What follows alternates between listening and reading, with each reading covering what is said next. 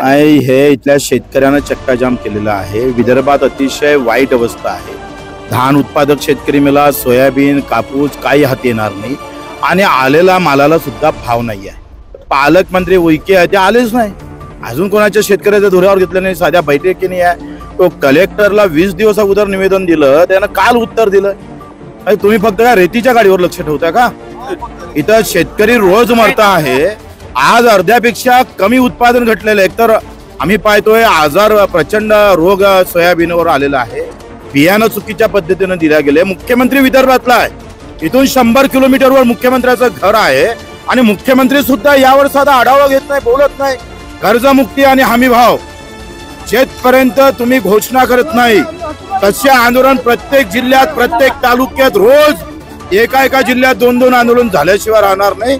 त्याची सुरुवात आम्ही पाहतोय कालपासून यवतमाळला झालंय, नंतर आता आम्ही पाहतोय चंद्रपूरला आणि 28 ऑक्टोबरला पूर्ण महाराष्ट्रभर जिथं जागा भेटन तिथं चक्काजाम करू आम्ही।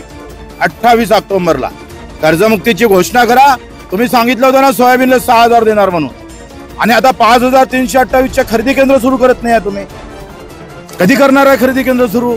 आलेल्या सोयाबीनला किमान भाव तरी भेटणार आहे का? जसं तेलंगणा हेक्टरी 5000 सोयाबीनला देतं, एकरी देतं 5000, तुम्ही काय देणार आहे? लुटलं जास्त, आणि जे लूट आहे ती लूट वापसी आमची केली पाहिजे, कर्जमुक्ती केली पाहिजे, आणि हमी भाव दिला नाही तर आम्ही पाहतोय आम्ही सळो का पळो करून टाकू। आंदोलन आता कुठपर्यंत चालेल? पाहू आता, आमची मर्जी किती दिवस वेळ चालवायची ती।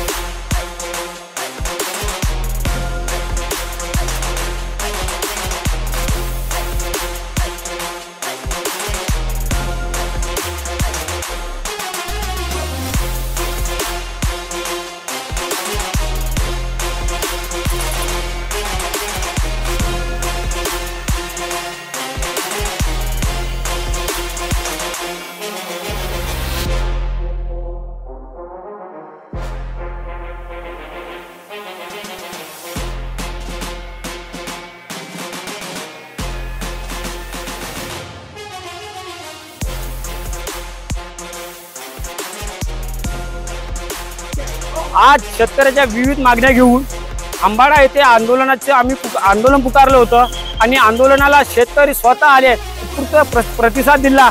आज आम्ही 3 तास चक्काजाम आंदोलन करून आमच्या मागण्या प्रशासनानं मान्य केल्या, त्याबद्दल मी प्रशासनाचे आभार मानतो, पोलीस प्रशासनाने आभार मानतो, तसेच जे शेतकरी आले त्यांना धन्यवाद देतो। आणि इथून जर त्याने जे आम्हाला लेखी दिलेला आहे त्याच्यावर जर प्रशासनानं जर आम्हाला उल्लेख म्हणजे न्याय नाही दिला, पुढच्या 15 दिवसांना त्याच्यापेक्षा बी आम्ही जंगी आंदोलन करू, तहसीलदाराच्या घरात धसू, ऑफिसमध्ये नाही घरात धसू।